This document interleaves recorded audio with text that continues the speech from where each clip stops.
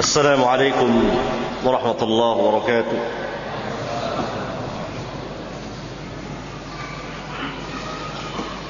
إن الحمد لله نحمده ونستعينه ونستغفره ونعوذ بالله من شرور أنفسنا ومن سيئات أعمالنا. من يهده الله فلا مضل له ومن يضلل فلا هادي له، وأشهد أن لا إله إلا الله وحده لا شريك له، وأشهد أن محمدا عبده ورسوله. يا أيها الذين آمنوا اتقوا الله حق تقاته ولا تموتن إلا وأنتم مسلمون. يا أيها الناس اتقوا ربكم الذي خلقكم من نفس واحدة وخلق منها زوجها وبث منهما رجالا كثيرا ونساء، واتقوا الله الذي تساءلون به والأرحام إن الله كان عليكم رقيبا. يا أيها الذين آمنوا اتقوا الله وقولوا قولا سديدا يصلح لكم أعمالكم ويغفر لكم ذنوبكم، ومن يطع الله ورسوله فقد فاز فوزا عظيما. أما بعد، أيها الإخوة،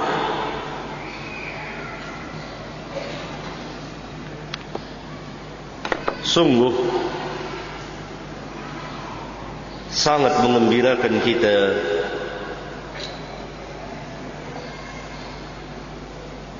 dan sesuatu yang patut kita syukuri bahwa pada hari ini kita akan berbicara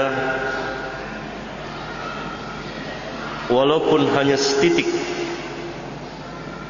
dari perjalanan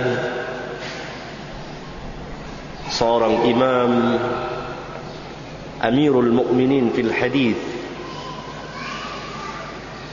Al-Imam Abu Abdullah Muhammad bin Ismail Al-Bukhari rahmatullahi alaihi rahmatan wasi'atan.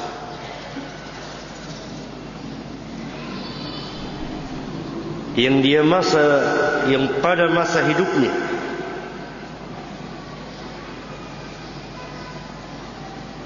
dia tampil di hadapan kaum muslimin, khususnya para ulama dan seluruh para ulama di dunia ketika itu, mengakui kealiman, ketinggian dan kemuliaan Al-Imam Al-Bukhari. Sampai guru beliau yang bernama Ali bin Madini, yang terkenal dengan nama Ibnul Madini, ini Imamul Jarh wa Ta'dil, ketika disampaikan orang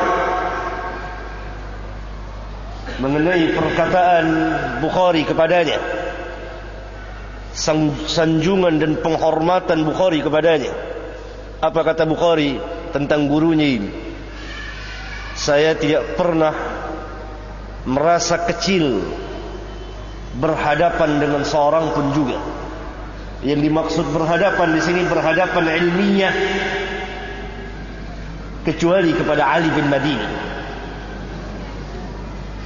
Dan memang terbukti Al-Imam Al-Bukhari tidak pernah merasa rendah, tidak pernah merasa kecil ketika berhadapan hatta dengan seorang imam besar, kecuali dengan gurunya ini, Ibnul Madini.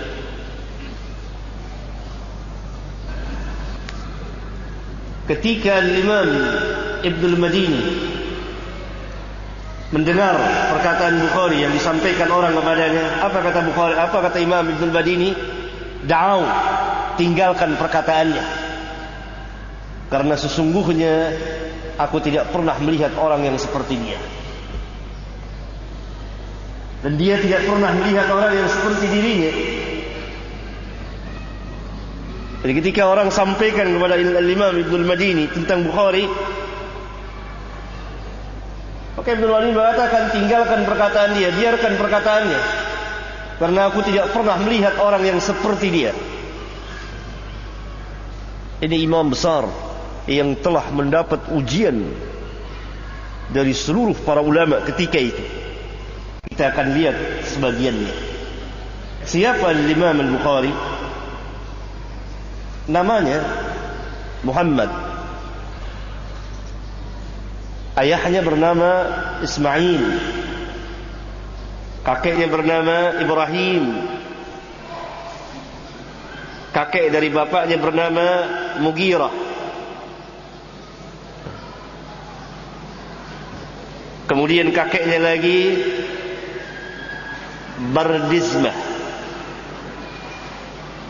Bardizbah,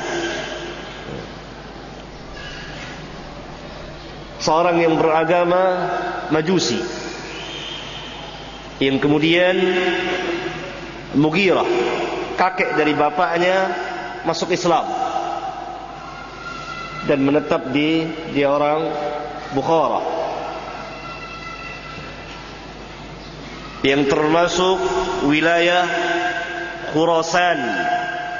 Khurasan adalah salah satu wilayah negeri yang luas sekali. Salah satu negeri-negerinya adalah Bukhara. Beliau lahir pada tahun 149 Hijriyah dan wafat nanti pada tahun 256 Hijriyah.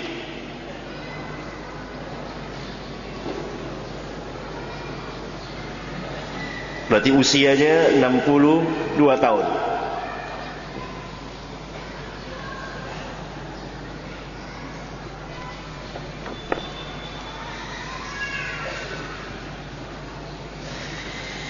Beliau lahir pada hari Jumat, sesudah salat Jumat, tanggal 13 Syawal tahun 194 Hijriyah. Hal ini menunjukkan bahwa Imam Al-Bukhari hidup di tabaqah yang kelima kalau kita urut dari tabi'in. Selain dari sahabat,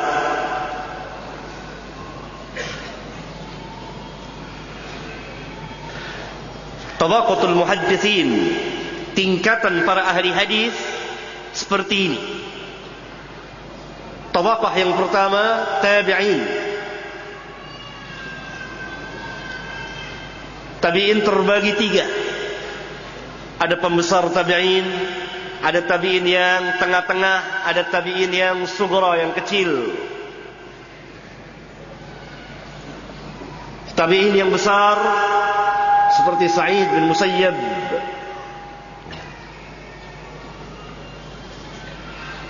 ada tabi'in yang sedang, wusta,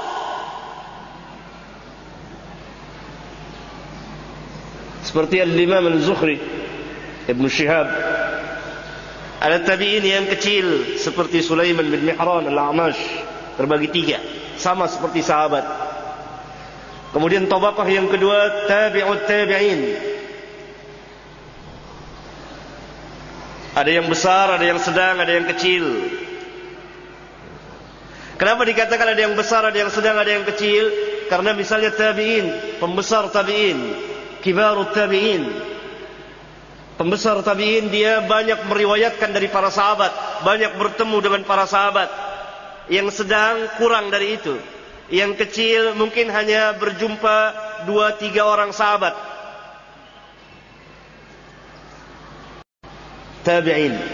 Kemudian tabi'ut tabi'in terbagi 3 juga, yang besar, yang sedang, yang kecil, sesuai dengan zamannya. Misalnya pembesar tabi'ut tabi'in Al-Imam Malik rahimahullah ta'ala, ini banyak meriwayatkan dengan tabi'in.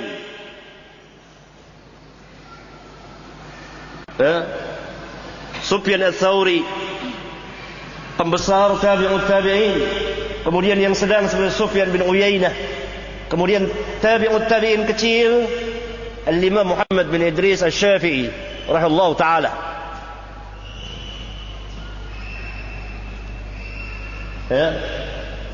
Itu tabaqah yang kedua. Tabaqah yang ketiga. Tabaqah yang ketiga yang mengambil hadis dari tabi'ut tabi'in, yakni mereka tidak berjumpa dengan tabi'in.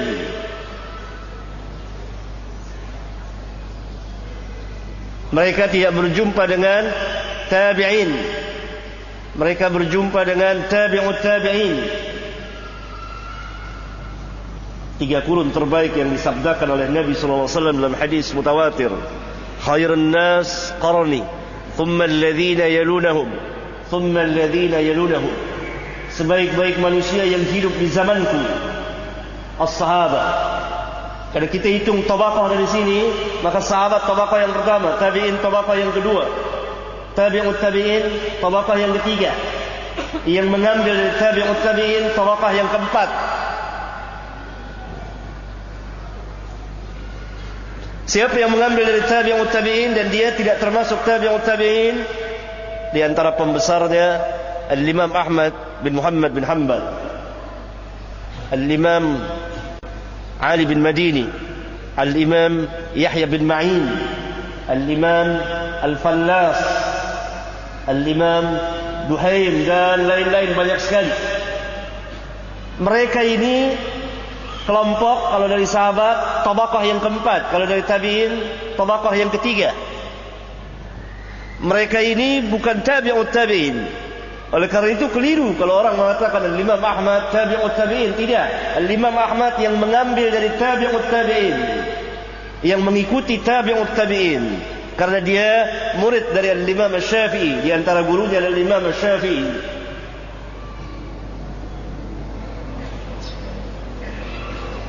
Al-Imam Ahmad tidak berjumpa dengan Al-Imam Malik. Kalau Imam Malik pembesar tabi'ut tabi'in.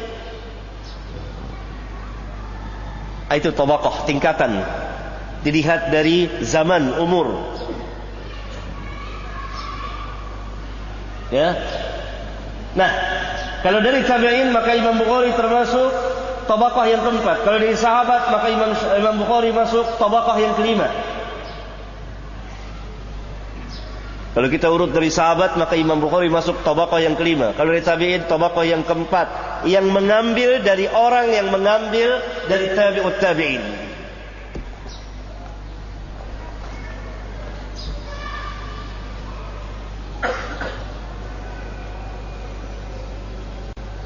Tetapi guru-guru Imam Bukhari bertingkat banyak. Nanti akan saya jelaskan.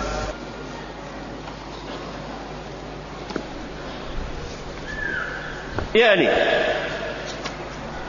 Al-Imam Al-Bukhari yang mengambil hadis, yakni zamannya, tabaqahnya, tingkatannya setelah tabaqah Al-Imam Ahmad bin Hanbal.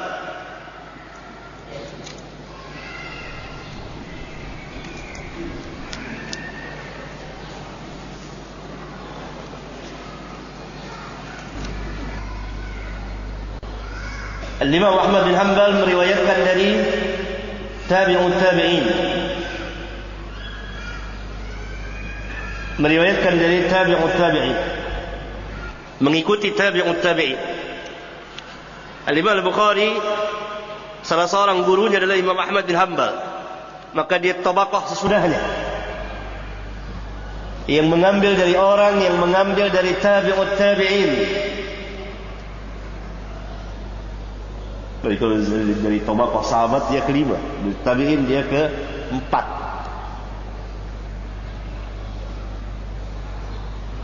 Al-Imam Al-Bukhari punya syekh, guru yang dia mengambil hadis dari mereka sebanyak 1000 orang lebih syekhnya.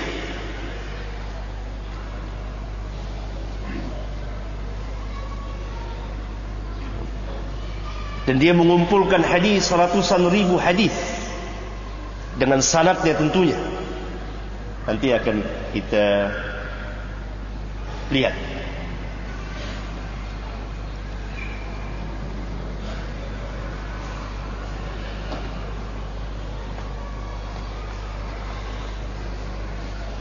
Kemudian setelah kita tahu di tabaqah mana Imam Al-Bukhari hidup, tergambar bagi kita bahwa Imam Al-Bukhari hidup pada zaman di mana hidupnya para imam besar. Di antaranya 3 imam yang sangat besar ketika itu, yang sangat menonjol. Al-Imam Ahlus Sunnah wal Jamaah, Al-Imam Ahmad bin Muhammad bin Hanbal. Yang kedua Al-Imam Ali bin Madini. Yang ketiga Al-Imam Yahya bin Ma'in. 3 orang itu. Belum lagi yang selain mereka. Imam Bukhari hidup pada zaman itu, pada masa itu, yakni sebagai seorang pemuda, tumbuh dalam usia yang sangat muda. Dia telah mengenal hadis Rasulullah sallallahu alaihi wasallam.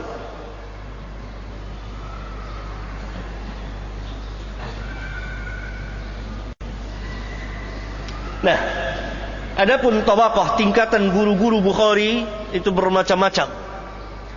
Tabaqah yang pertama, di antara gurunya ada yang mengambil hadis dari tabi'in. Berarti gurunya tabi'ut tabi'in, guru Bukhari.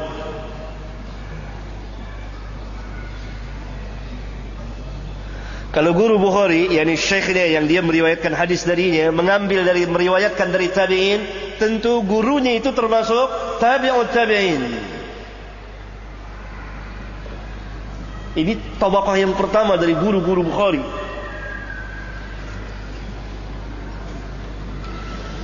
Tabaqah yang kedua, sezaman dengan tabaqah yang pertama, tetapi mereka tidak mendengar dari para tabi'in yang thiqat, yang terpercaya. Tabaqah yang ketiga, guru-guru Bukhari yang mengambil dari tabi'ut tabi'in, tetapi dia tidak berjumpa dengan tabi'in. Tabaqah yang ketiga. Nah, umumnya atau guru-guru al-Imam Muslim itu dari tabaqah yang ketiga.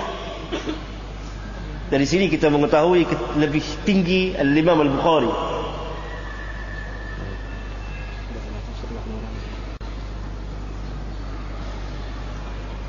Karena di antara guru al-Imam Al-Bukhari ada yang tabi'ut tabi'in. Dan tabi'ut tabi'in ini mengambil dari tabi'in.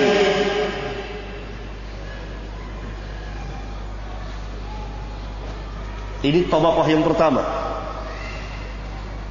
Dan Imam Bukhari banyak meriwayatkan hadis dari mereka. Tabaqah yang kedua yang sezaman dengan yang pertama. Tetapi mereka ini tidak mendengar dari tabi'in yang thiqah, jadi mengambil dari tabi'ut tabi'in juga.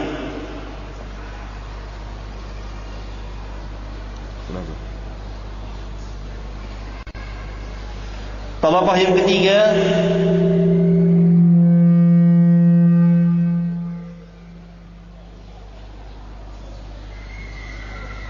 guru-guru Bukhari dari tabi'ut tabi'in. Dari tabi'ut tabi'in, yakni guru-guru beliau yang mengambil dari tabi'ut tabi'in. Dari sini kita tahu bahwa guru-guru beliau seperti Imam Ahmad bin Hanbal, Ali bin Madini itu mengambil dari tabi'ut tabi'in. Kalau tabaqah yang pertama, maka beliau dalam mengambil menerima hadis dari gurunya masing-masing setingkat dengan Al-Imam Ahmad dan lain-lain.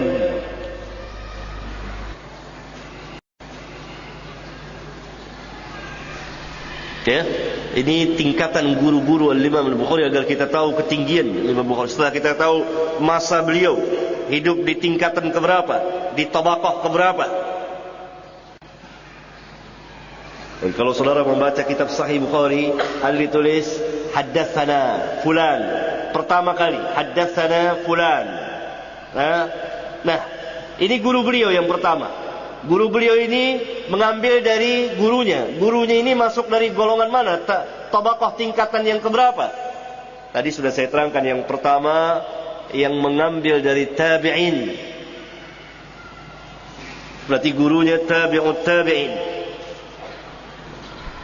Tabaqah yang ketiga yang mengambil dari tabi'ut tabi'in. Berarti guru beliau tabaqah yang selain, yang sesudah tabi'ut tabi'in. Nah, perbandingan antara Imam Al-Bukhari dalam mengambil guru dengan imam-imam yang lain itu di tabaqah, di tingkatan yang pertama. Imam Muslim, setahu saya wallahu a'lam, tidak ada di antara gurunya yang mengambil dari tabi'in. Tapi Imam Bukhari, gurunya ada yang mengambil riwayat hadis dari tabi'in. Paham? Itu perbedaannya. Demikian juga imam-imam yang lain dari kutubus sittah. Berarti Bukhari menang setingkat dari jurusan penerimaan riwayat dari gurunya. Siapa guru Bukhari? Dari gurunya ada 4 tabaqah katakan. Bahkan Al-Hafidz bin Hajar mengatakan sampai 5 tabaqah tingkatan guru-guru Imam Al-Bukhari.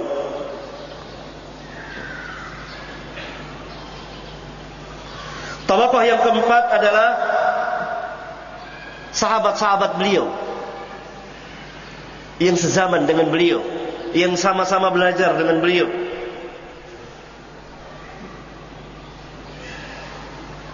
Ya.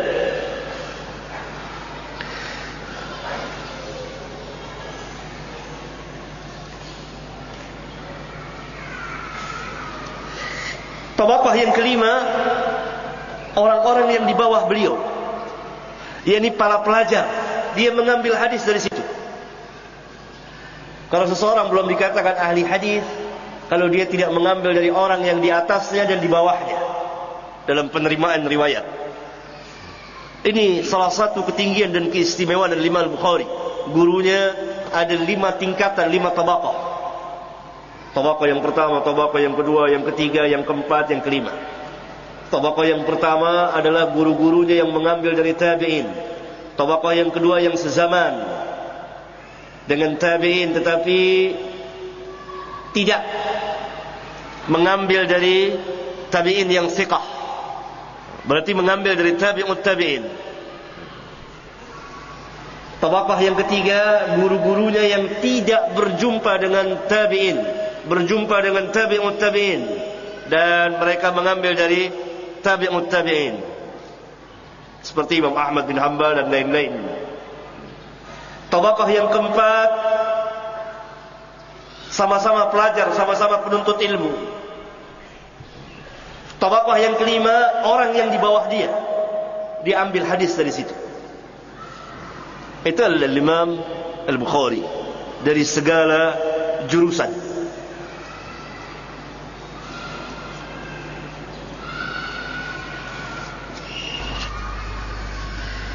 Ayuhal ikhwah, Imam Al-Bukhari bapaknya bernama Ismail. Dan Imam Bukhari sendiri meriwayatkan, mencatat riwayat hidup bapaknya di kitab tarikhnya. Beliau mempunyai kitab tarikh. Karangan Bukhari banyak sekali. Kita hanya batasi dalam kitab sahihnya. Di kitab tarikhnya dia menulis seperti ini. Berkata Bukhari, "Sami'a abi min Malik bin Anas, wa rawa Hammad bin Zaid, wa safaha Ibn al-Mubarak bikilta yadayhi." Yang artinya, bapakku telah mendengar hadis dari Imam Malik bin Anas. Malik bin Anas al-Imam. Dan bapakku telah melihat Hammad bin Zaid. Ini seorang imam, dan bersalaman dengan kedua tangannya kepada Abdullah bin Mubarak, dan dia telah menyalami dengan kedua tangannya Abdullah bin Mubarak. Abdullah bin Mubarak dari tabi'ut tabi'in, Al-Imam Malik dari tabi'ut tabi'in, bahkan pembesar tabi'ut tabi'in, Al-Imam Malik. Berarti bapaknya juga perawi hadis, yaitu Ismail. Diriwayatkan ketika beliau lahir dalam keadaan matanya buta.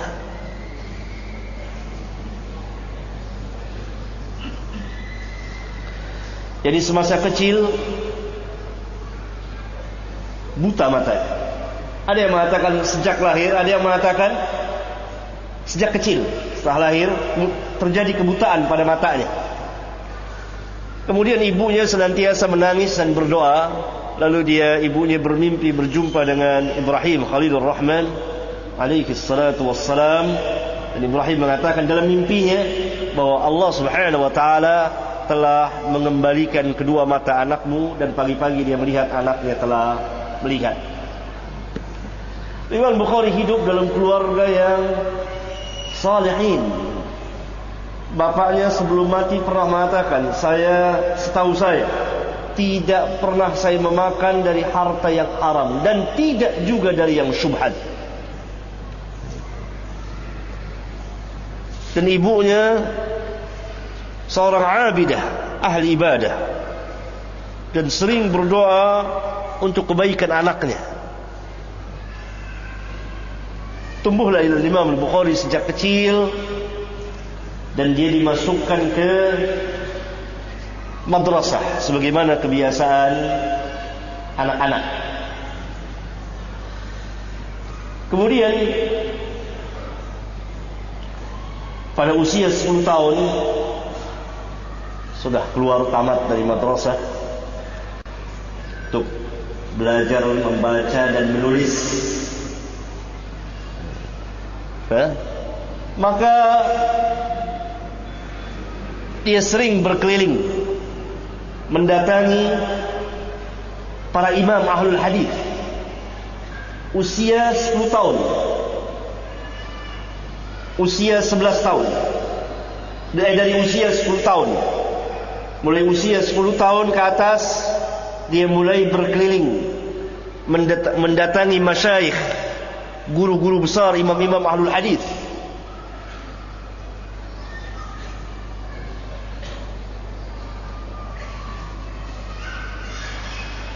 Kemudian satu ketika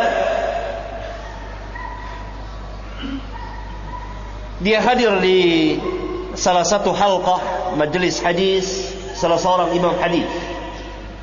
Dan biasa para muhaddis membacakan hadis kepada murid-muridnya. Kemudian dibacakan oleh syekh tersebut, begini sanadnya: Sufyan an Abi Zubair an Ibrahim. Ada satu hadis yang dibawakan oleh syekhnya dengan sanad Sufyan an Abi Zubair an Ibrahim. Faqultu lahu, maka Bukhari menegur syekhnya, Inna Abu Zubair lam yarwi an Ibrahim. Sesungguhnya Abu Zubair tidak pernah meriwayatkan dari Ibrahim. Fantaharani, lalu gurunya membentak dia, yani diam. Faqultu lahu, aku berkata lagi kepada dia, Irji ilal asli, lihat ke catatanmu. Masing-masing muhaddisin punya catatan hadis. Haddatsana fulan fulan fulan fulan fulan. Fadakhala fanadhara fihi thumma kharaja. Kemudian gurunya masuk ke rumah, dia melihat catatan kitab hadisnya, kemudian keluar. Faqala li, lalu gurunya berkata kepadaku, pada Bukhari. Faqala li, dia berkata kepadaku, kaifa huwa ya gulam? Bagaimana sebenarnya sanad hadis itu wahai gulam, wahai anak? Qultu, aku berkata, huwa Zubair bin Adi, bukan Abi Zubair al-Makki. Gurunya keliru.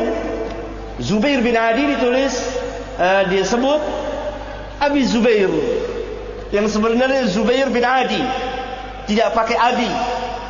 Dan itu ada di catatan dia dengan hafalannya keliru, lupa. an Ibrahim.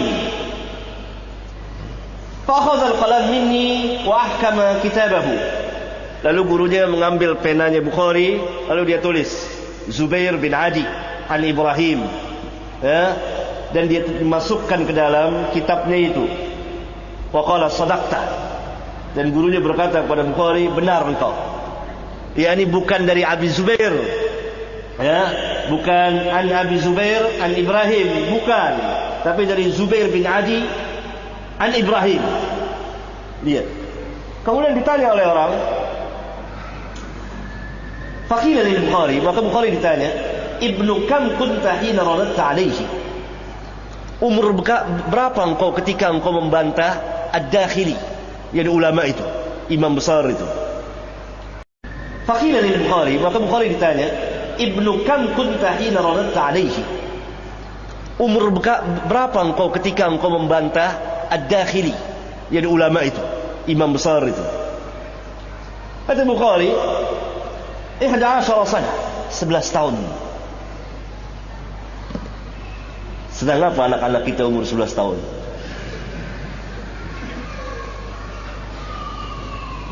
Orang biar tahu Bukhari umur 11 tahun, imam besar, dikritik di majelis hadis, sedang dibacakan hadis. An Sufyan, an Abi Zubair, an Ibrahim. Ditegur Bukhari, salah. Bukan Abi Zubair, an Zubair bin Adi. Ternyata sadaqta, benar engkau. Umur 11 tahun. Umur berapa sekarang orang-orang yang mengkritik Bukhari? Tolong hafal bangsa arba'in, hadis arba'in saja. Orang-orang yang mengkritik Bukhari di Jakarta ini, hafal tidak hadis arba'in dengan sanadnya. Enggak usah dengan sanad, matan saja.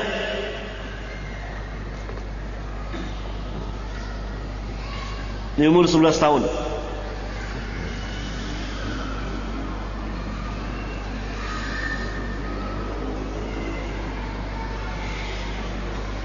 Kata Imam Al-Bukhari,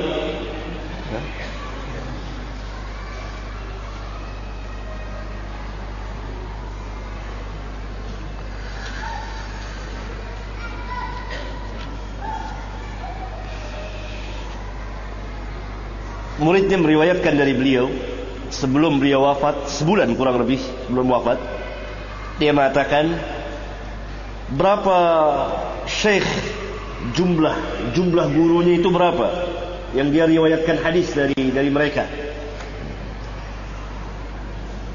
Kata Bukhari, katabtu an 1080 rajulan laysa fihim illa sahibu hadis, kanu yaquluna al-imanu qawlun wa amalun yazidu wa yanqus.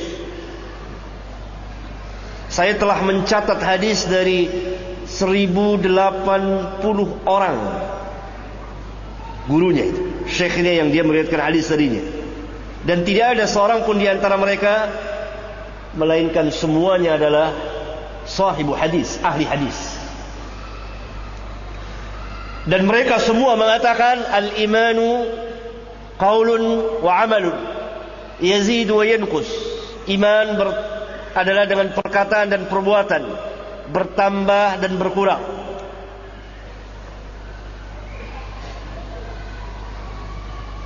Ini guru-guru beliau langsung, yang kalau kita baca Sahih Bukhari katakan haddatsana fulan, itu gurunya.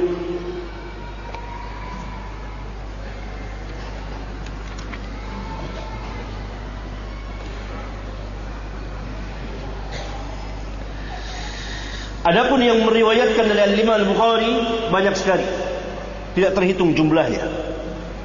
Di antaranya yang paling terkenal Al-Imam Abu Isa At-Tirmidzi, jadi termasuk murid besarnya. Kemudian Al-Imam Abu Hatim Ar-Razi, kemudian Ibrahim bin Ishaq, kemudian Al-Imam Ibnu Abi Dunya, kemudian Al-Imam Ibnu Khuzaimah, ada riwayat hadis sahih Ibnu Khuzaimah, rawahu Ibnu Khuzaimah, dan seterusnya, dan juga Al-Imam Muslim, Tetapi Imam Muslim tidak meriwayatkan dari beliau di kitab sahihnya, tetapi di kitabnya yang lain.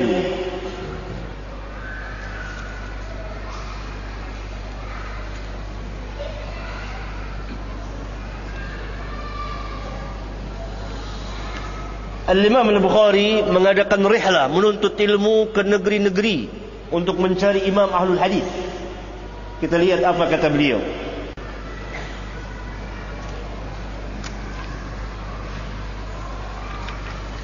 Dalam usia belasan tahun, kurang lebih 13 tahun, hajattu wa raja'ahi bi ummi wa takhalaftu fi talabil hadis. Saya melaksanakan ibadah haji, yakni bersama ibuku dan saudaraku, karena dia sudah yatim sejak kecil. Dan ibuku bersama saudaraku Ahmad pulang ke negerinya. Bukhari tinggal di situ menuntut ilmu hadis di Mekah. Maka ketika saya mencapai usia 18 tahun, ja'altu usannifa qadaya sahabah wat tabi'in.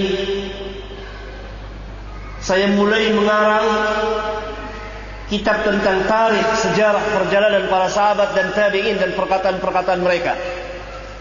Umur 18 tahun ia mengarang kitab tentang sirah perjalanan para sahabat dan tabi'in.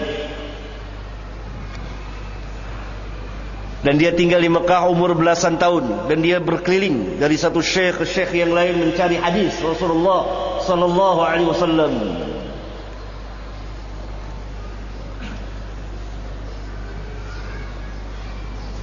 Kemudian Bukhari pernah mencerita lagi, wa kuntu akhtalifu ila al-fuqaha bi Marwi wa ana sabiyyun.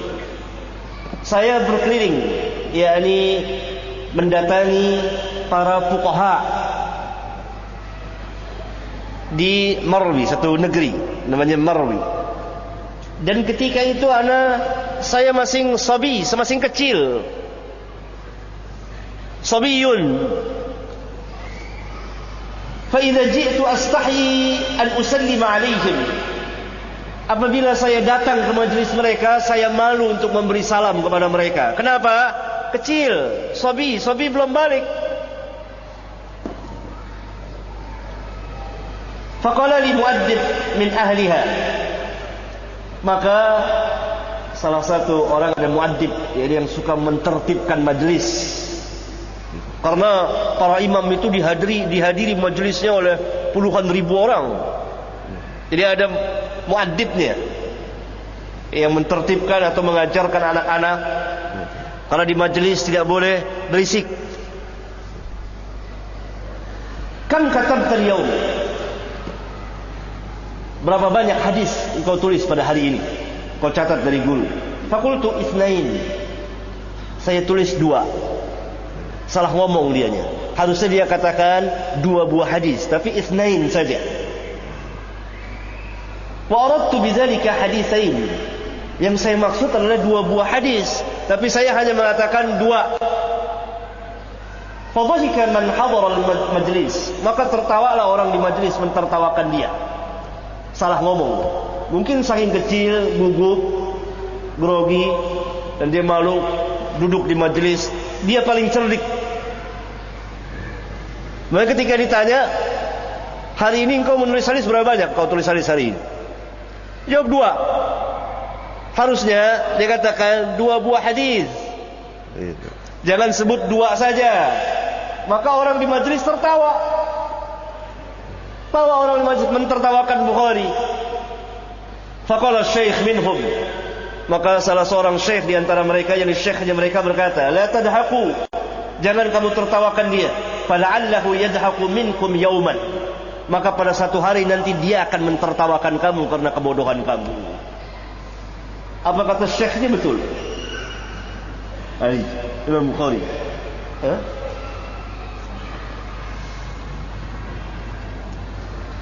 Kemudian kisah yang menarik dari Al-Imam Al-Humaydi. Kalau antum baca hadis pertama di Bukhari, nomor 1, dia mengatakan telah menceritakan kepadaku Al-Humaydi. Al-Humaidi ini imam besar. Imam besar. Murid dari Al-Imam Asy-Syafi'i. Apa kata Al-Humaidi? Kata Bukhari, dakhaltu al-Humaidi wa ana ibnu 18 sanah. Saya masuk ke majlisnya Al-Humaidi ketika itu usia saya 18 tahun. Wa bainahu wa bain akhar ikhtilafun fi hadis. Di antara Al-Imam Humaidi dan sahabatnya yang lain terjadi perdebatan, perselisihan tentang masalah sebuah hadis. Falamma basara bi Al-Humaidi qala, tatkala Al-Imam Al-Humaidi melihat Al-Imam Bukhari, dia berkata, qad jaa man yafsulu bainana, telah datang orang yang akan menyelesaikan perselisihan kita. Lihat, umur 18 tahun masuk menemui Imam Al-Humaidi. Ketika itu Al-Imam Al-Humaidi telah terjadi perselisihan tentang masalah sebuah hadis. Tidak ada yang bisa menyelesaikannya karena dua-duanya adalah imam. Masuk Imam Bukhari, kata Al-Humaidi, datang orang yang akan menyelesaikan perselisihan kita. Jadi nanti Imam Bukhari akan menentukan mana yang benar di antara dua orang ini. Umur 18 tahun. Fa'arada alayya, maka keduanya memperlihatkan, menjelaskan perselisihan mereka kepadaku. Faqadaitu lil Humaidi ala man yukhalifuhu, maka saya putuskan kebenaran atas Imam Al-Humaidi dari orang yang menyalahinya. Kemudian kata Bukhari, walau anna mukhalifahu asarra ala khilafihi thumma mata ala da'wahu lamata kafiran. Kalau orang yang menyelisih Al-Humaidi itu tetap pada pendapatnya sampai dia mati, maka dia akan mati dalam keadaan kafir. Berarti ini perselisihan yang syadid, yang keras. Diputuskan oleh Bukhari, yang benar adalah Al-Humaidi. Ini imam-imam besar. Usia berapa? 18 tahun. Agar supaya mereka yang melecehkan, yang mencela Imam Bukhari, yang mengkritikkan, yang mendoifkan hadisnya dengan hawa nafsu tahu sedang apa mereka usia 18 tahun. Ini usia 18 tahun.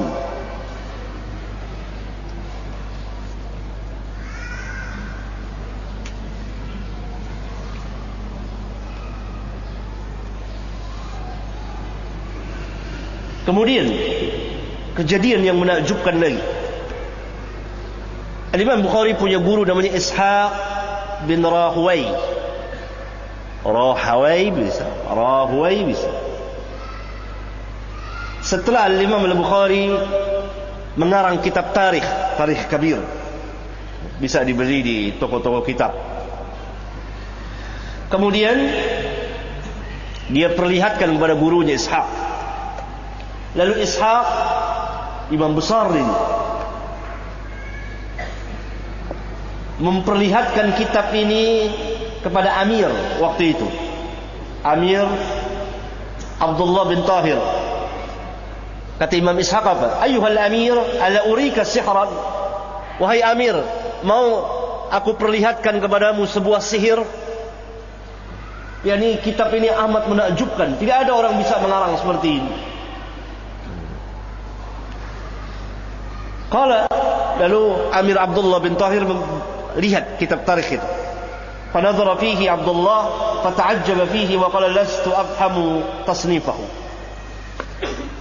Lalu dia lihat, dia baca, takjub dia, dan dia berkata, saya tidak paham karangan ini. Lalu dia tidak paham tingginya karangan ini. Enggak ada yang bisa paham itu kecuali para a'immah. Itu kitab tarik, sampai gurunya sendiri mengatakan, ya Amir, mau saya perlihatkan kau sebuah kitab sihir? Jadi amat menakjubkannya kitab itu. Bukan kitab sihir pedukunan, tapi secara lughah, bahasa yang amat menakjubkan orang.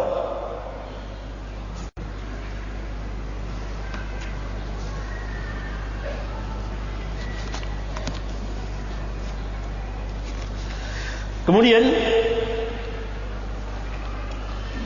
Al-Imam Al-Bukhari berkeliling kota mencari ilmu dari pembesar-pembesar para ulama, karena ketika itu banyak sekali dan tidak terhitung jumlahnya dia masuk ke kota Baghdad. Ada yang mengatakan, dia katakan sendiri ada 8 kali dia masuk. Fi kulli dzalika ujalisu Ahmad bin Hanbal. Setiap kali dia masuk ke Baghdad, maka dia duduk di majelisnya Imam Ahmad bin Hanbal. Faqala li fi akhir ma wadda'tuhu.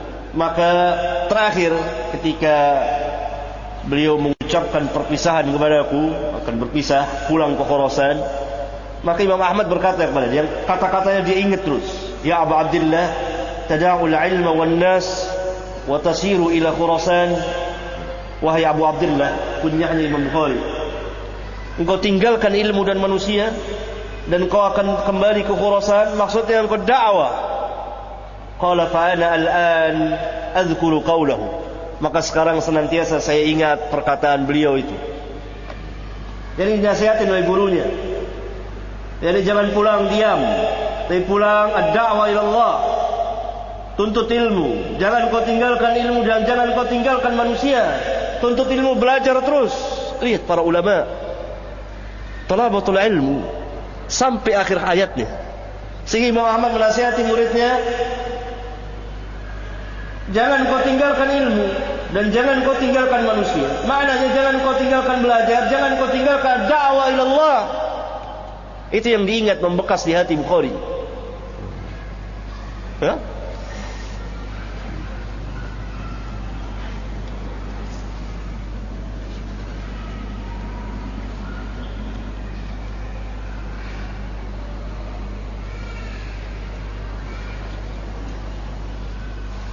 Al-Imam Al-Bukhari orang yang tidak kenal waktu dalam menuntut ilmu. Hatta sampai bajunya usang, hatta sampai jauh malam, dan berulang-ulang kali dia bangun di waktu malam, seolah-olah tidak pernah lelah dalam menuntut ilmu. Seorang sahabatnya menceritakan kepada kita, saya pada satu malam pernah berada di rumahnya, rumah Bukhari. Saya hitung dia bangun di waktu malam berapa kali untuk mutalaah kitab. 18 kali bangun. Tidur, bangun, nyalain lampu, mutalaah kitab hadis. Tidur lagi, bangun lagi, tidur lagi. 18 kali. Dan ini bukan kejadian sehari. Itu sering diriwayatkan oleh sahabat-sahabatnya ketika berada di rumahnya. Tidur, bangun, tidur, bangun, tidur, bangun. 18 kali bangun. Untuk apa? Mutalaah. Selain beliau qiyamul lail.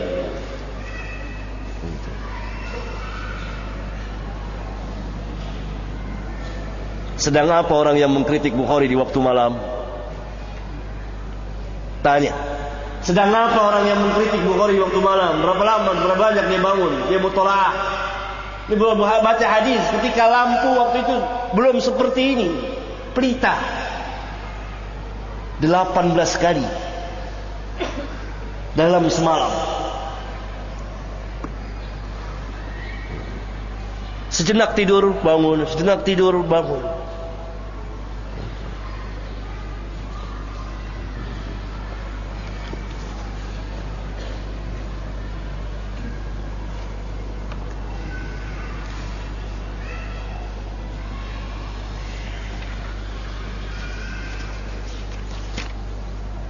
Oleh karena itu para ulama sangat mengagumi Imam Al-Bukhari, baik yang hidup di zamannya, yang bersama dengan dia, termasuk guru-gurunya, kawan-kawannya, dan yang sesudahnya.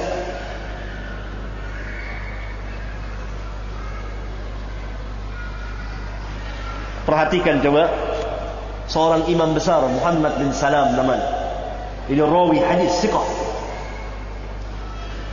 Kalau dia buka majlis, kemudian Imam Bukhari masuk, gemetar dia. Lihat kewibawaan Imam Bukhari. Imam Bukhari sudah usia 40-50 tahun, tidak, sobi. Apa kata rawi ini? Kata Muhammad bin Salam, "Kullama dakhala alayya hadha as-sabi tahayyartu waltabasa alayya amrul hadis wa ghairihi." Setiap kali masuk anak kecil ini kepada saya heran dan gugup, tersamar urusan bagi saya, baik dalam masalah hadis maupun masalah lainnya. Grogi. Setiap kali masuk Bukhari, dan kullama dakhala alayya hadha as-sabi,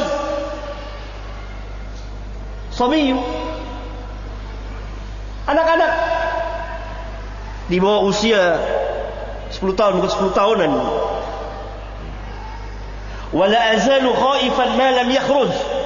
Senantiasa saya merasa takut selama dia belum keluar. Takut apa? Takut dipukulin? Takut apa coba? Takut dikritik ada kesalahan. Sayangkan imam besar sama imam Bukhari kecil khaifan. Wala azalu khaifan ma lam yakhruj. Senantiasa saya merasa takut selama dia belum keluar. Dan itu kejadian bukan hanya satu orang imam, hampir semuanya rata-rata.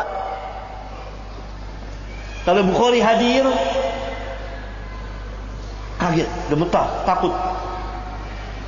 Karena Bukhari tidak pernah takut ilmiah, dan memang orangnya sangat berani. Dan betul-betul mengadakan pembelaan yang besar terhadap hadis Nabi yang mulia sallallahu alaihi wasallam. Maka para imam kalau sudah selesai ngarang hadis, ini dari guru-gurunya kasih ke Bukhari. Kalau tidak ada yang dikoreksi oleh Bukhari, aman.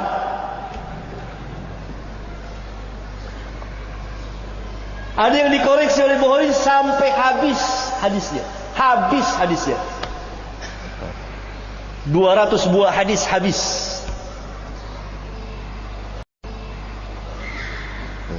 Tapi Bukhari punya adab yang sangat tinggi sekali. Dia minta izin dulu, boleh saya perbaiki kitabmu? Lihat dari kitab hadis. Rawi hadis sama-sama rawi. Boleh saya perbaiki? Saya lihat. Saya izin. Boleh. Satu-satu. Habis. Dhaif semua riwayatnya. Ini Muhammad bin Salam. Antum tahu Muhammad bin Salam, imam besar. La azalu khaifan ma lam yakhruj. Senantiasa saya merasa takut sehingga dia mengatakan wal tabasa alayya amrul hadis wa ghairihi. Tersamar bagi saya masalah hadis dan yang lainnya. Gugup. Bukhari kecil.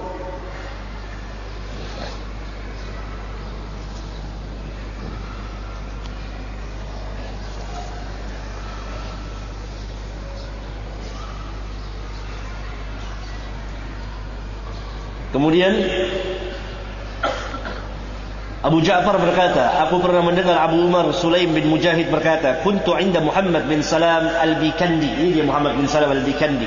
Dia berkata, "Lau ji'ta qablu la ra'aita sabiyan yahfazu 70,000 hadis."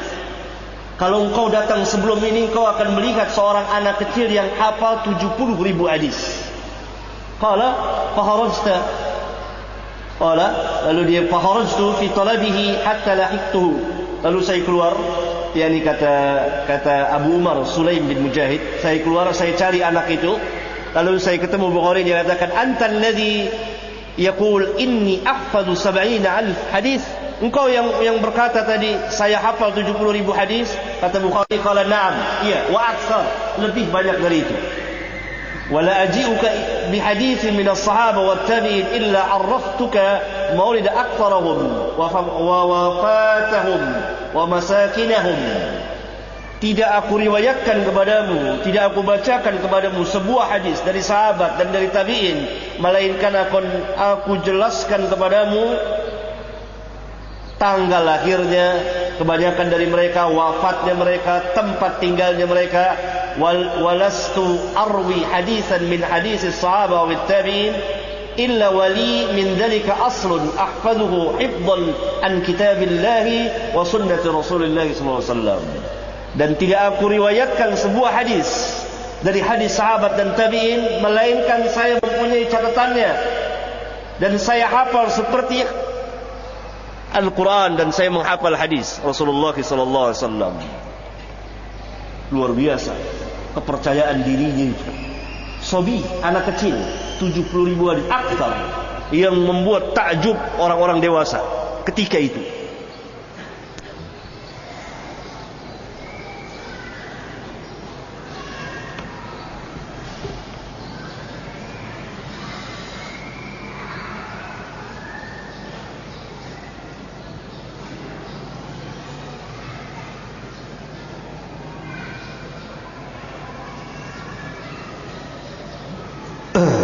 Kemudian ini lebih menakjubkan lagi. Ada seorang imam namanya Qutaibah bin Sa'ad, ma'ruf. Lalu dia ditanya tentang orang yang mentalak istrinya dalam keadaan mabuk.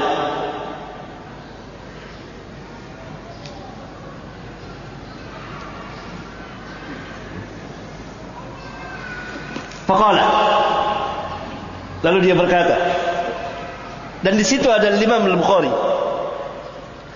Lalu dia berkata kepada penanya, "Hadza Ahmad bin Hanbal wa Abdul Madini wa Ibn Rahawai qad saqahumullahu ilaika." Ini, di sini ada Ahmad bin Hanbal, di sini ada Ibnul Madini, di sini ada Ibn Rahawai. Allah telah membawa mereka semua kepadamu. Wa asyara ila Muhammad bin Ismail. Dan Qutaibah berisyarat ke Muhammad bin Ismail. Apa maknanya? Ilmunya Imam Ahmad bin Hanbal, ilmunya Imam Ali bin Madini, ilmunya Imam Ishaq ada pada Imam Bukhari. Ini dia, satu orang. Kemudian disuruh Imam Bukhari yang menjawabnya.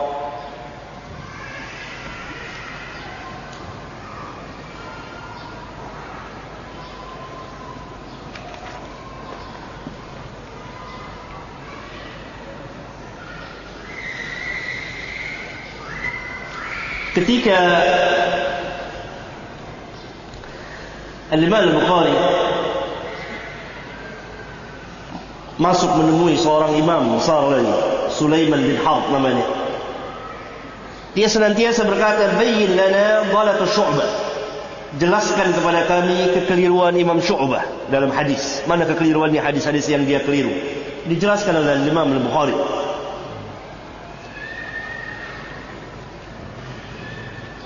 Kemudian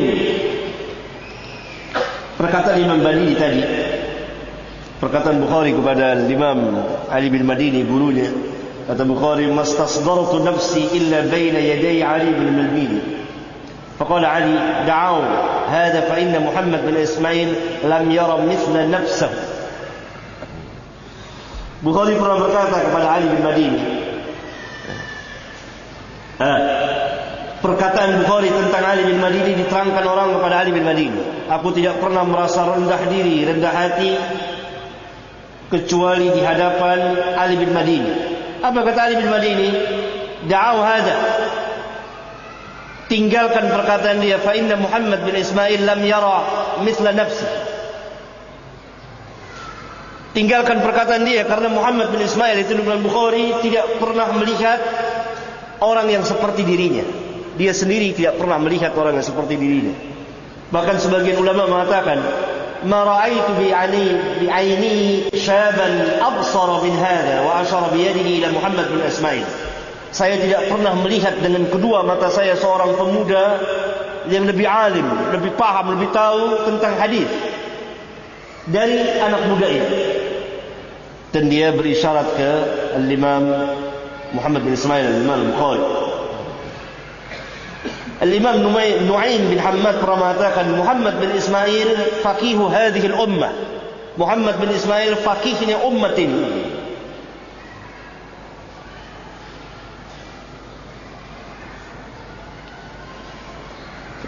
Oleh karena itu, saking cerdiknya dan pinternya dan hampir-hampir tidak salah, maka teman-temannya seperguruan ingin kalau Imam Bukhari salah dalam hadis.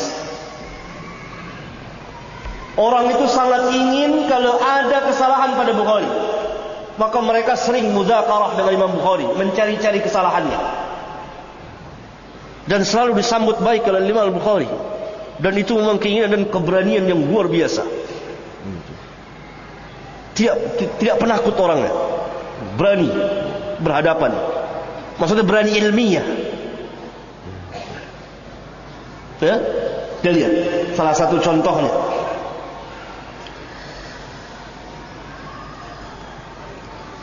Berkata Muhammad bin Abi Hatim, juru tulis Bukhari, sami'tu Abu Abdillah yaqul, aku pernah mendengar Abu Abdillah Imam Bukhari berkata, zakarani ashabu Amr bin Ali al-Fallas bi hadithin faqultu la a'rifuhu. Sahabat-sahabat Amr bin Ali al-Fallas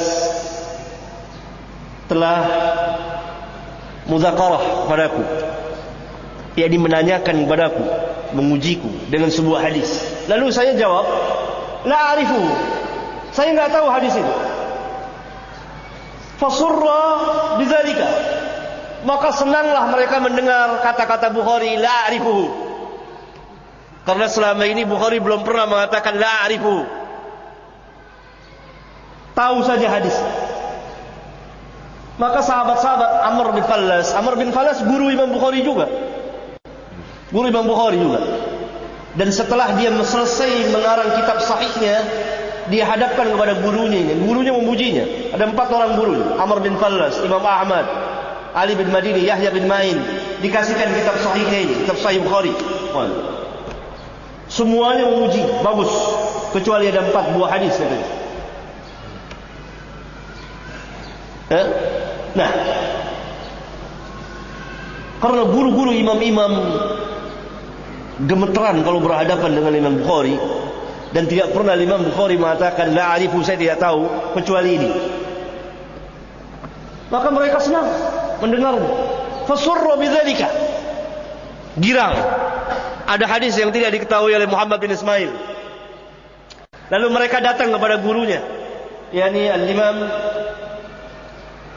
Amr bin Ali al-Fallas. Wasaru ila Amr fa akhbaruhu.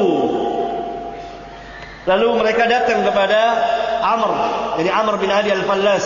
Lalu mereka menceritakannya, hadis ini tidak diketahui oleh Muhammad bin Ismail al-Bukhari. Apa jawab guru mereka?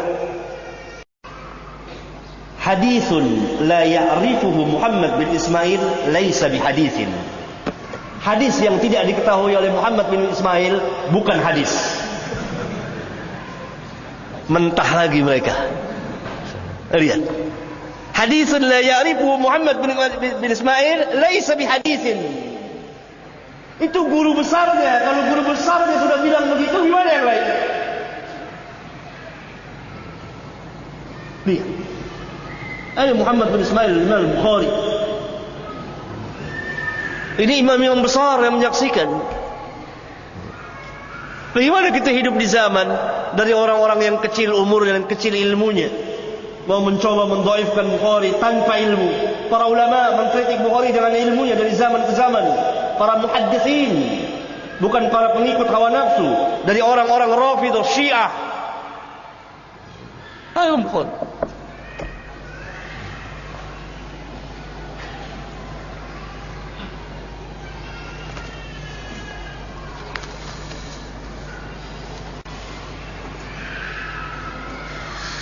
Banyak sekali pujian para ulama kepada Imam Al-Bukhari, dari gurunya dan lain-lain banyak sekali. Dari Imam Ahmad bin Hanbal banyak sekali pujian.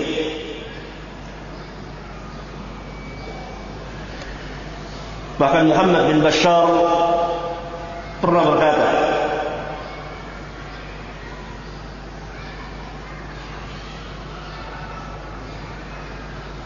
Huffadud dunya arba'atun. Ahli hadis besar dunia 4 orang huffaz.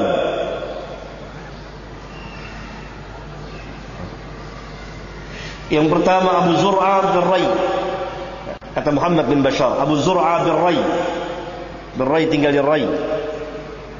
Yang kedua Al-Imam Ad-Darimi di Samarqandi tinggalnya. Yang ketiga Muhammad bin Ismail di Bukhara. Yang keempat Muslim di Naisabur, Muslim di negerinya di Naisabur. Imam Ahmad pernah berkata, intahal hifdhu ila arba'atin min ahli Khurasan. Ahli hadis terbatas, jadi hadis ahli Khurasan, penduduk Khurasan hanya pada 4 orang saja. Yang pertama Abu Zur'ah Ar-Razi, yang kedua Muhammad bin Ismail, yang ketiga Abdullah bin Abdurrahman, yani Al-Imam Ad-Darimi, ada kitab Sunan Ad-Darimi, As-Samarqandi. Ya. Yang pertama Imam Abu Zur'ah, yang kedua Imam Bukhari, yang ketiga Imam Darimi, yang keempat Imam Hasan Syuja' Al-Balkhi. Semuanya adalah orang dari Khurasan. Bahkan yang menakjubkan, kisah Muhammad bin Bashar Bundar, laqabnya. Berkata Muhammad bin Ismail Imam Bukhari telah menceritakan kepada, lamma dakhaltul Basrah sirtu ila majlis Bundar. Ketika saya datang ke negeri Basrah, Irak, saya masuk ke majlis Al-Imam Muhammad bin Bashar, yaitu yang laqabnya Bundar. Falamma waqa'a basarahu alayya qala min aina al-fata. Ketika pandangan matanya tertuju kepada aku, dia bertanya, wahai pemuda, dari mana engkau? Bundar itu sudah mengenal nama Imam Bukhari, tapi belum tahu fisiknya, secara orangnya belum kenal. Namanya sudah dikenal.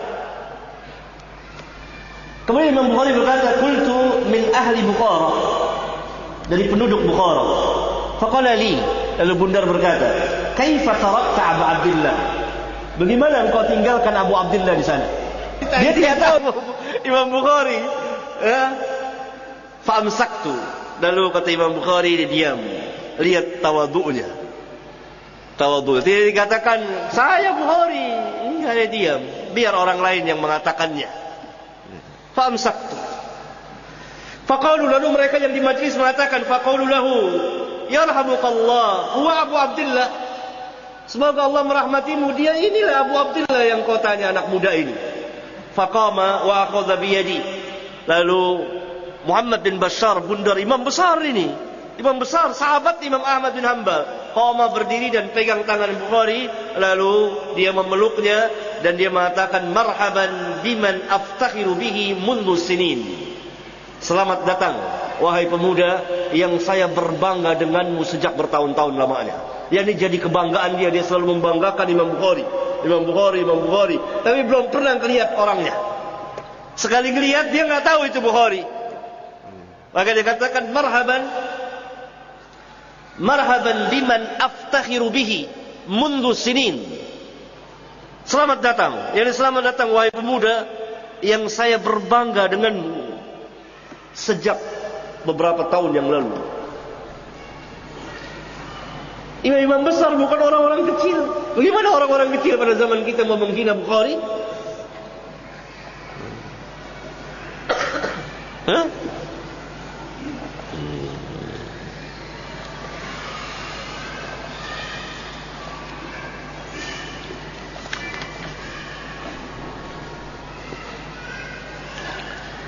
Cerita tentang ini, tentang Imam Bukhari, tidak ada habis-habis sanjungan pujian para ulama.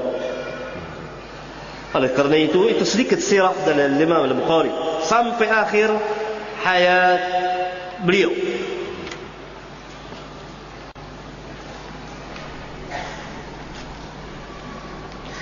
Bahkan Imam Muslim pernah mengatakan, ya ustadzul ustadzin, wahai ustadznya para ustadz, wa sayyidul muhaddithin, penghulunya para muhaddithin, wa tabibul hadis, dokternya hadis, fi ilalihi, dalam ilat-ilatnya. Saya bersaksi tidak ada orang yang membencimu kecuali orang yang hasad. Tidak ada orang yang lebih alim di dunia dan hadis lain darimu. Ini Imam Muslim muridnya. Dia menanyakan tentang ilat-ilat hadis, penyakit-penyakit, dijawab oleh Bukhari. Saya itu dipegang Bukhari dan dicium di antara kedua matanya, dan dia berkata, wahai ustadznya para ustadz, wahai sayyidul muhaddithin, wahai tabibul hadis, dokternya hadis, fi ilalihi, persaksian besar Imam Muslim.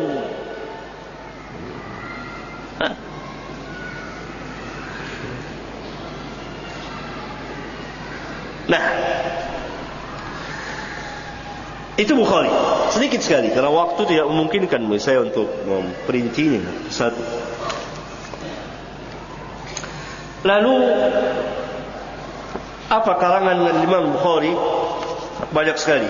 Di antaranya yang paling masyhur adalah kitab sahihnya, yang setiap hari Sabtu falillahil hamd kita pelajari. Dan telah dijelaskan oleh para ulama apa isi dari kitab sahih itu. Yang pertama-tama kita harus ketahui bahwa sebab-sebab Bukhari mengarang kitab sahih, di antara penyebabnya adalah ketika beliau duduk di majelis gurunya Ishaq bin Rahway. Maka Imam Ishaq bin Rahway pernah berkata, "Lau jama'tum kitaban mukhtasaran li sahihi sunnati Rasulillah sallallahu alaihi wasallam." Kalau sekiranya kamu mengumpulkan satu kitab, yakni menulis satu kitab hadis mukhtasar, ringkas saja, hadis-hadis yang sahih tentang sunnah Rasulullah sallallahu alaihi wasallam. Kalau berkata Bukhari, fawaqa'a dzalika fi qalbi, maka masuklah perkataan itu ke dalam hatiku. Perkataan dia itu masuk ke dalam hatiku, meresap ke hatiku. Fa akhadtu fi jam'il jami'is sahih, maka sejak itu saya mulai mengarang al-jami'us sahih. Al-jami'us sahih.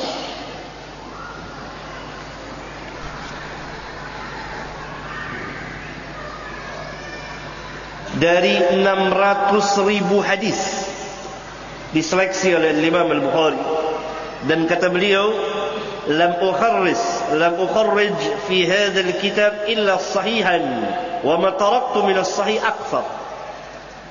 Tidak saya keluarkan di kitab ini, tidak saya takhrij, tidak saya keluarkan satu pun hadis di kitab ini melainkan yang sahih, illa sahihan wa ma taraktu min as-sahih akthar. Dan hadis-hadis sahih yang saya tinggalkan, yang saya tidak masukkan ke dalam kitab sahih ini banyak sekali. Berarti yang beliau masukkan ke dalam kitabnya sebagian dari hadis-hadis sahih. Tidak seluruh hadis sahih ada di kitab beliau. Di kitab Jami'us Sahih, itu kitab Sahih Bukhari.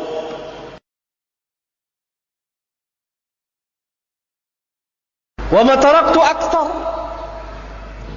Terbukti murid beliau Imam At-Tirmidzi sering bertanya kepada beliau tentang hadis-hadis yang disahihkan oleh Bukhari, tetapi tidak dimasukkan ke dalam kitab sahihnya. Dan beliau pun menulis hadis-hadis sahih di kitabnya Adabul Mufrad dan tidak masuk ke Sahih Bukhari. Demikian juga hadis-hadis sahih yang ada di kitab Tarikh tidak masuk ke Sahih Bukhari. Demikian juga di kitab beliau Raf'ul Yadain, demikian juga di kitab beliau Birrul Walidain, dan lain-lain banyak sekali. Sehingga keliru kalau orang mengatakan ada sebuah hadis sahih tetapi tidak diriwayatkan Bukhari lalu dia tolak. Keliru. Kalau betul hadis ini sahih, tentu sudah dimasukkan oleh Bukhari di kitab sahihnya. Ini perkataan bodoh dan menyalahi perkataan Bukhari sendiri. Yang dimaksud di kitab sahihnya mukhtasar. Dari sini kita mengetahui bahwa seluruh hadis yang ada di kitab Sahih Bukhari menurut Imam Al-Bukhari semuanya hadis sahih. Pertama, dan musnad, bersanad. Termasuk hadis-hadis mu'allaq yang memang ada asalnya di kitab Sahih Bukhari. Misalnya mu'allaq di kitabul ilmu, kemudian beliau mausulkan di kitab salat. Ini masuk dalam Sahih Bukhari. Setiap hadis yang ada sanadnya dari beliau itu masuk asli kitab Sahih Bukhari. Itu yang dimaksud dengan Al-Jami'us Sahih. Tetapi kitab Sahih Bukhari bukan hanya mengumpulkan hadis saja dengan sanadnya, dia juga merupakan fikih, istinbat, cara mengeluarkan hukum dari Imam Al-Bukhari. Karena itu beliau juga sebagai seorang fuqaha, sebagai seorang imam, sebagai seorang mujtahid mutlak yang mempunyai madhab tersendiri, madhab Imam Bukhari. Madhab Imam Bukhari terkenal di mana? Di kitab sahihnya, bab-babnya itu adalah fikih beliau dan penjelasan beliau. Karena itu beliau memerlukan yakni ayat-ayat Al-Quran untuk memberikan penjelasan. Hadis-hadis yang mu'allaq yang tidak diriwayatkan oleh beliau, yang tidak disambung sanadnya di kitab sahihnya, tetapi diriwayatkan oleh imam yang lain, atau diriwayatkan oleh beliau di kitab beliau yang lain, ini tidak termasuk dalam bagian Jami'us Sahih. Karena yang Jami'us Sahih yang musnad, bersanad dari beliau terus. Hadis-hadis mu'allaq yang tidak ada di kitab beliau, dimausulkan, disambung sanadnya di kitab Sahih Bukhari juga, disambung sanadnya di kitab imam yang lain, maka bukan, tidak termasuk al-aslu, yang asal dari kitab Al-Jami'us Sahih.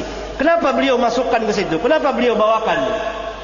Kita perlu tahu bahwa beliau selain menjelaskan hadis-hadis juga menjelaskan tentang fikih hadis. Karena itu memerlukan tambahan riwayat. Karena itu kitab Bukhari jadi sebuah kitab hadis dan kitab hukum sekalian, kitab fikih sekalian.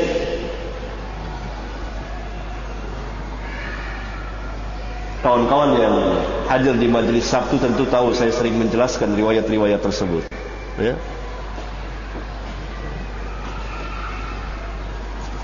Nah, para ulama baik di masa beliau maupun yang sesudahnya senantiasa mengadakan kritikan ilmiah terhadap kitab Sahih Bukhari. Walaupun para ulama telah sepakat akan kesahihannya, tetapi tidak berarti bahwa seseorang itu maksum, bebas dari kesalahan, huruf dan lafaz dan kalimatnya tidak pernah salah. Tidak demikian. Tapi mereka mengakui sesahih-sahih kitab sesudah Al-Quranul Karim adalah kitab Al-Jami'us Sahih Al-Imam Al-Bukhari. Tidak berarti tidak ada cacatnya. Tidak ada satupun kitab yang tidak ada cacatnya kecuali Kitabullah Al-Quran.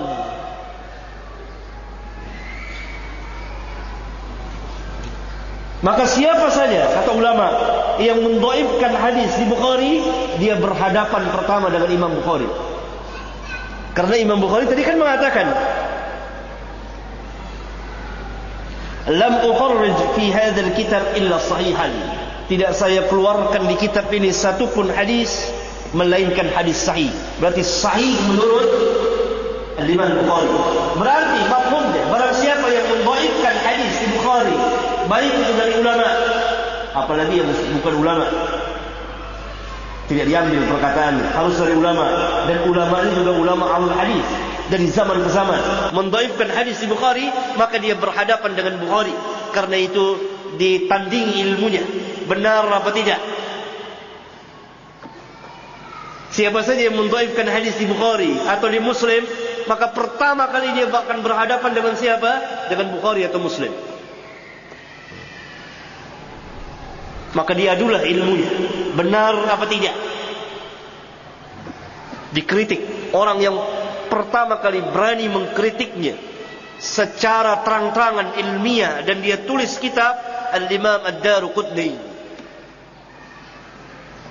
Al-Imam Ad-Daruqutni mengkritik apa yang ada di Bukhari dan Muslim. Al-Imam Ad-Daruqutni Amirul Mukminin fil hadis.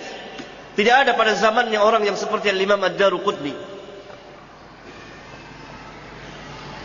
Kemudian para ulama melihat kritikan Al-Imam Ad-Daruqutni, Yani Imam Daruqutni mengkritik apa yang ada di Sahih Bukhari dan apa yang ada di Sahih Al-Imam Muslim. Bahkan jauh sebelum Imam Daruqutni, setelah selesai mengarang kitab Sahih, Al-Imam Bukhari mengajukan kitab Sahihnya kepada 4 orang. Itu kepada Imam Ahmad bin Hanbal, kata Bukhari, kepada Imam Ahmad bin Hanbal, kepada Yahya bin Ma'in, kepada Ali bin Madini, dan yang selain dari mereka, itu kepada Imam Al-Fallas. Fastahsanuhu wa syahidu lahu bis-sihhah. Dan mereka semua membaguskannya dan menyaksikan tentang kesahihannya, mengakui tentang kesahannya.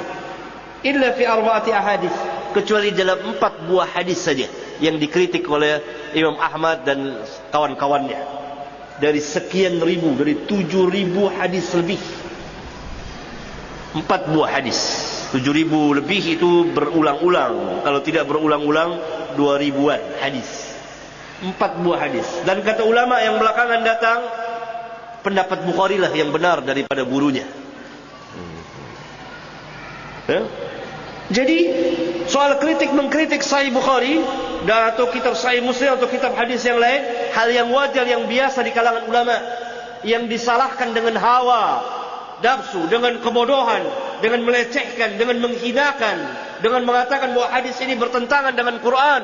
Ini yang tidak benar.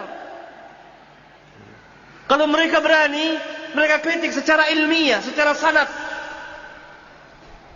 Seperti para ulama, seperti Imam Ad-Daruqutni dari rawi-rawinya, dari sanadnya, dari ilatnya. Dan tentu mereka tidak akan mampu, karena mereka harus disaksikan dulu oleh manusia sebagai ahli hadis, sebagai imam. Ya?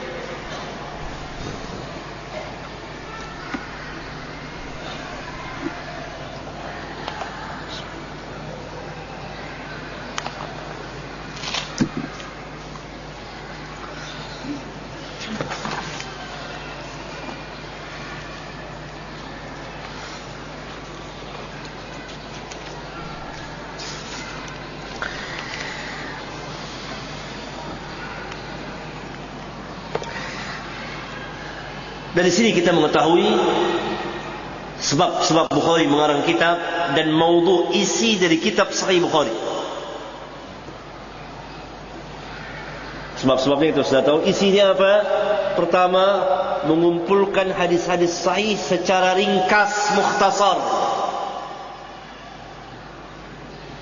Berarti masih banyak hadis-hadis sahih yang tidak diriwayatkan dimasukkan oleh Bukhari di kitab sahihnya.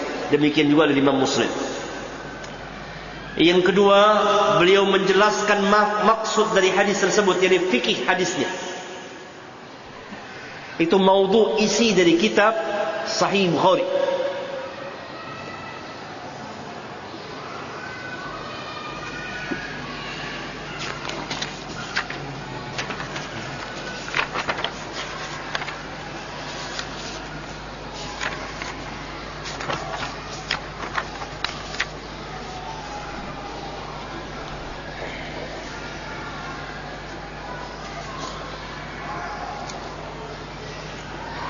Yang kemudian, yang ketiga,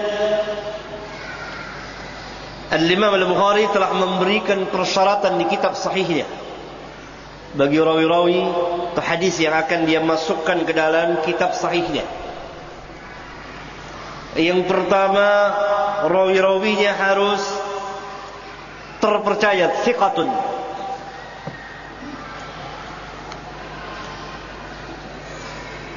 Menurut Imam Al-Bukhari.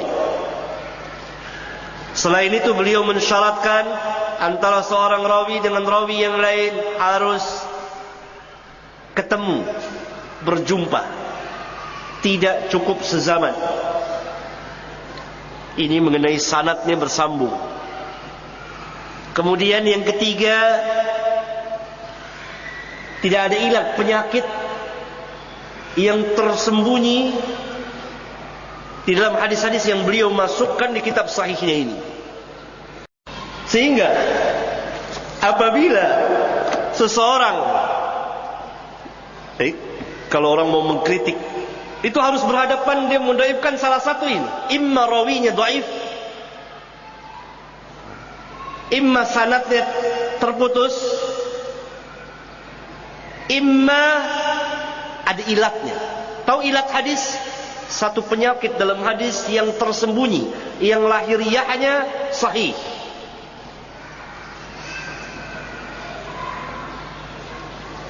Mereka mengkritik begitu? Tidak. Para imam mengkritik begitu. Satu di antara tiga ini, rawi-rawinya ada yang kurang siqah. Tetapi Bukhari mempunyai kecerdikan yang luar biasa, yang seolah-olah seorang terkapar berhadapan dengan Bukhari itu. Ada di kitab sahihnya rawinya yang hafalannya dibicarakan. Itu ada sebagiannya dari segi hafalannya. Tetapi rawi ini punya penguat dari jalan yang lain, tidak berdiri sendiri. Baik hadis itu dikeluarkan oleh Bukhari di kitab sahihnya atau oleh imam yang lain, sehingga diketahui bahwa yang jadi pegangan bukan rawi itu, tapi yang jadi pegangan hadis itu sendiri. Paham? Sebuah hadis di Bukhari meriwayatkan, misalnya ada seorang rawinya yang hafalannya kurang, taruhlah dhaif. Maka rawi ini tidak berdiri sendiri, tapi ada penguatnya dari jalan yang lain yang menguatkan riwayatnya, baik di kitab Sahih Bukhari sendiri atau di kitab yang lain oleh imam yang lain. Sehingga yang jadi pegangan adalah bukan rawi itu, tetapi hadis itu. Hingga keluar kata ulama, sanad dhaif, matan sahih. Kenapa? Sanad ini dhaif tapi matannya didukung oleh riwayat yang lain, jadi sahih. Begitu Imam Bukhari. Dan itu bisa hanya ada dua orang rawi yang betul-betul dibicarakan, sehingga dikatakan dhaif. Tetapi keduanya ini tidak berdiri sendiri.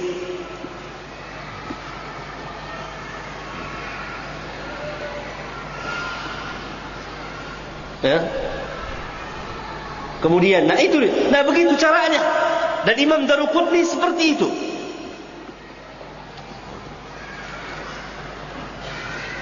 Ada yang tepat kritikannya, ada yang tidak tepat. Ada kritikannya itu tidak langsung mendhaifkan. Imam Bukhari mensyaratkan rawi ini thiqah. Tetapi kenapa rawi ini hanya hasan derajatnya gitu? Mungkin thiqah menurut Bukhari, tidak thiqah menurut yang hasan menurut yang lain. Maka harus berhadapan dengan Bukhari. Dari tiga jalan ini, rawi-rawinya thiqah, sanadnya bersambung dalam arti satu orang rawi memang betul-betul ada perjumpaan dengan rawi yang lainnya, dan yang ketiga tidak ada ilat penyakitnya.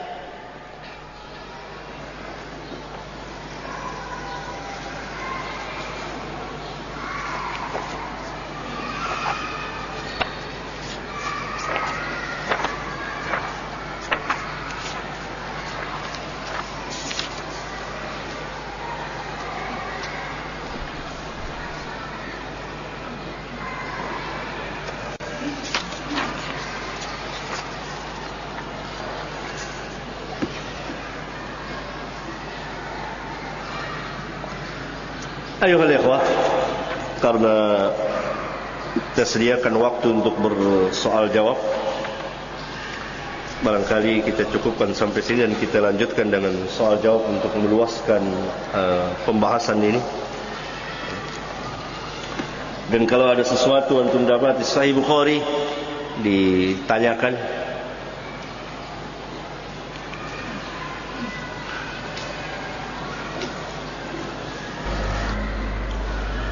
Bagaimana pendapat Ustaz tentang Imam Al-Albani rahimahullah ta'ala yang mendhaifkan beberapa hadis Imam Al-Bukhari? Apa benar hadisnya ada yang dhaif? Imam Al-Albani, Imam Ad-Daruqutni, Imam Al-Albani Amirul Mukminin fil hadis pada abad ini, punya hak mutlak untuk mengatakan hadis ini sah atau tidak. Kan ilmiah, masing-masing berijtihad dengan ijtihadnya. Dan beliau mengatakan dhaif, apakah dengan hawa, dengan kebodohan? Tidak, dengan ilmu. Dan beliau orang yang paling alim tentang kitab Sahih Bukhari. terbukti bahwa beliau telah meringkas kitab Sahih Bukhari dengan ringkasan yang amat menakjubkan. Mukhtasar Sahih Bukhari oleh Al-Imam Al-Albani. Hak beliau untuk mendhaifkan sebagian hadisnya dengan sanadnya, dengan ilmiah dan kritikan, dan itu bisa dihitung dengan jari, satu atau dua buah hadis, sama seperti para ulama yang lain, hal yang wajar.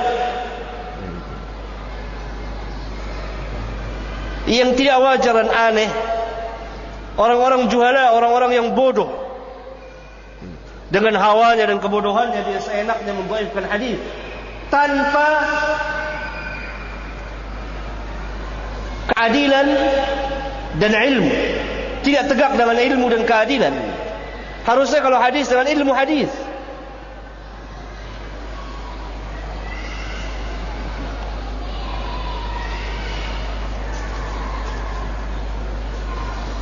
Ada sebagian orang menolak hadis ahad dalam hal akidah, tetapi menerima dalam masalah hukum, karena akidah harus dibangun dengan dalil qat'i, bukan dhanni.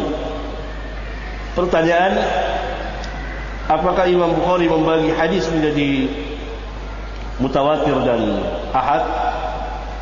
Apakah ada riwayat yang menerangkan pernikahan beliau? Enggak tahu, ini enggak ada di pembicaraan kita. Beliau Abu Abdullah punya anak. Enggak ditanyakan kalau masalah ini. Imam Bukhari membagi hadis mutawatir dan ahad. Ma'ruf, ini adalah salah satu bagian dari ilmu hadis. Hadis mutawatir dan hadis ahad. Tetapi pembagian ini tidak mempengaruhi sedikit pun juga tentang pelaksanaan dasar hukum, pegangan. Tidak ada pengaruhnya. Hadis mutawatir dan ahad dipakai untuk akidah dan hukum, sama saja. Hanya dikatakan mutawatir untuk menunjukkan ketinggian derajat dari jurusan banyak dan sedikitnya orang yang meriwayatkan hadis. Karena hadis yang sampai kepada kita itu ada dari melalui jalur yang begitu banyak, ada jalur yang sedang, ada jalur yang sedikit. Ada yang hanya beberapa orang, hanya ada yang satu orang saja yang meriwayatkan. Seperti hadis innamal a'malu binniyat. Berapa orang yang meriwayatkan? Satu orang, Umar bin Khattab. Hadis itu berbicara apa? Berbicara tentang akidah, berbicara tentang hukum. Apa kita akan tolak? Ini mazhab yang sesat dan menyesatkan dari kaum Mu'tazilah yang dahulu dan yang sekarang.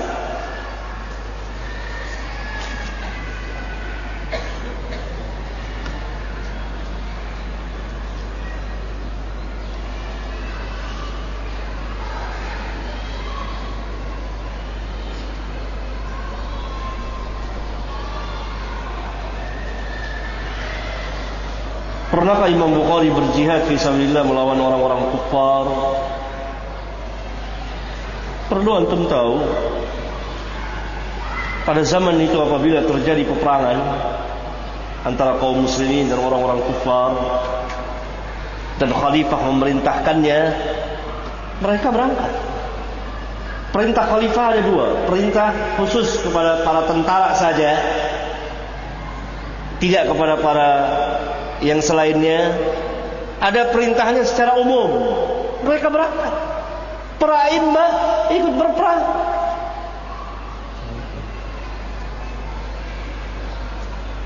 Ya, tidak seperti orang-orang yang berteriak-teriak jihad sekarang. Yang mereka teriakkan bukan jihad, tapi perusakan. Selain itu, jihad punya arti yang luas.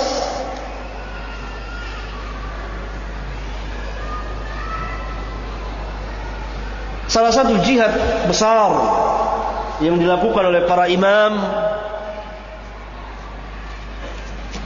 mengadakan pembelaan dan mempertahankan sunnah Nabi yang mulia sallallahu alaihi wasallam. Ini jihad fi sabilillah.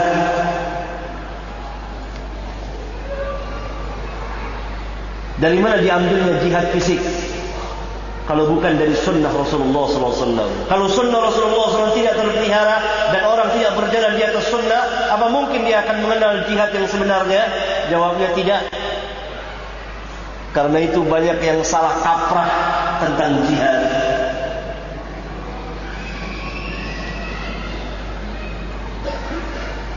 Ngebom sana ngebom sini namakan jihad.